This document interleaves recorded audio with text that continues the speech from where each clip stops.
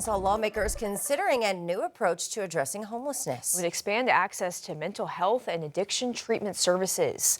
A legislative committee heard a proposal Thursday that would have the state apply for a federal planning grant to expand certified community behavioral health clinics across Arkansas.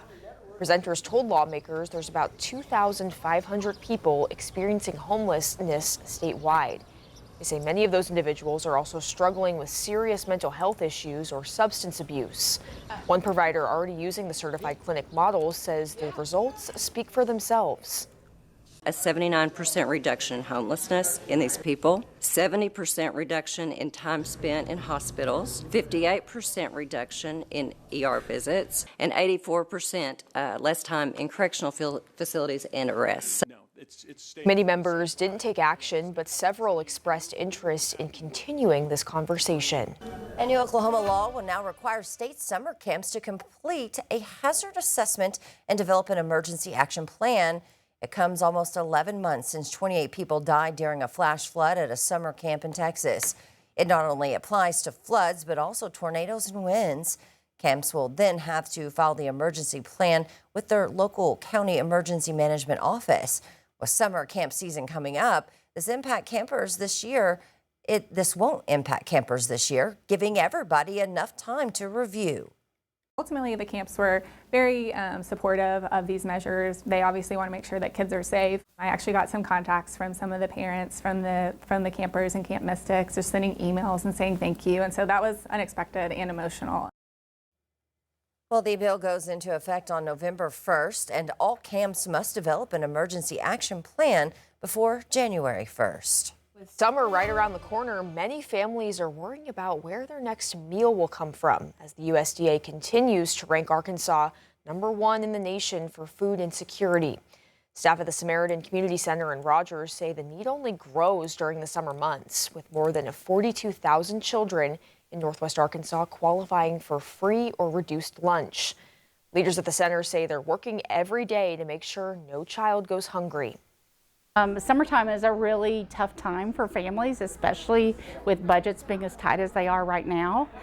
Typically, we see about a 20 to 25% increase during the summer months with kids being out of school and then not having access to nutrition at school. The center offers free lunch to anyone from 10:30 until 1 each day and also provides groceries families can pick up once a week. Here's a live look in Washington, D.C., where some Senate Republicans are raising questions about a new Justice Department fund. Yeah, Acting Attorney General Todd Blanche met with those lawmakers on Thursday. The fund is designed to pay people who allege politics played a role in their prosecutions under the Biden administration.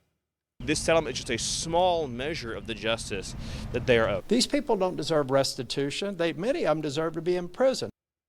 Now, sources say during Thursday's meeting, Blanche did not rule out payments for those convicted of assaulting law enforcement on January 6th.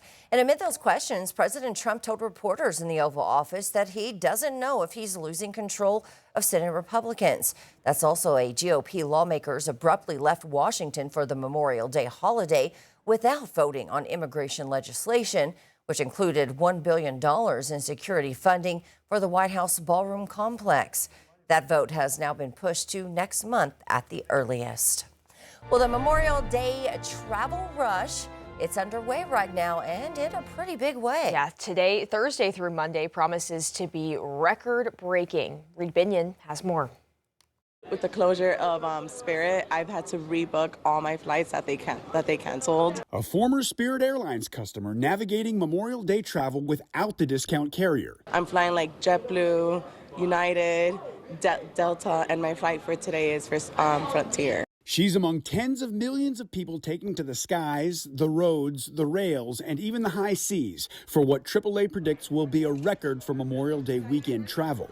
Between Thursday, May 21st and Monday, May 25th, AAA estimates 45 million people will travel 50 miles or more from home. Roughly 39 million of those people are expected to travel by car. Those drivers are facing the highest gas prices in nearly 4 years. According to AAA, the national average for a gallon of regular gas hit $4.56 Thursday. Gas Buddy projects the national average will be $4.48 a gallon on Memorial Day, which would be the second highest Memorial Day price on record. And there's nowhere to hide. AAA reports fuel is at or above $4 a gallon in all 50 U.S. states plus Washington, D.C., the first time that's happened since 2022. I'm Reed Binion reporting. Thousands tuned in to see the very last episode of The Late Show with Stephen Colbert last night. Colbert took the reins in 2015 at the Ed Sullivan Theater from longtime host David Letterman.